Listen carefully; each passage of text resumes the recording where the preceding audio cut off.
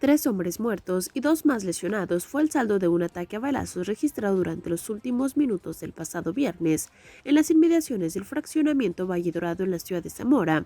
Los responsables dejaron un mensaje escrito en una cartulina, con un mensaje de amenaza firmado por un grupo delincuencial jalisciense.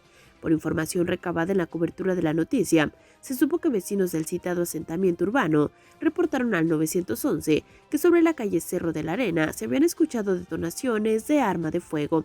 Elementos de la policía municipal acudieron al lugar, donde localizaron a 3 hombres con heridas de bala sobre la vía pública y otros 2 más a bordo de una camioneta Chevrolet tipo van, modelo 1992 color blanco sin placas, con leyenda del Centro de Rehabilitación Nuevo Amanecer. De inmediato acordonaron la zona y solicitaron el apoyo del C5I para que acudieran paramédicos de rescate y salvamento, los cuales llegaron enseguida y confirmaron la muerte de 3 de los afectados. Asimismo, trasladaron a 2 a un nosocomio para su adecuada atención médica. Al lugar acudió personal de la unidad especializada en la escena del crimen, quienes realizaron las actuaciones de rigor.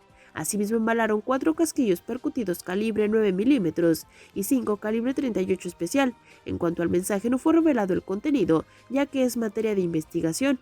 Los cadáveres fueron trasladados a la morgue del CEMEFO local en espera de que sean identificados en las próximas horas. Asimismo, también de los sobrevivientes se ignora su identidad, informó para Red 113 Luz Más Cervantes.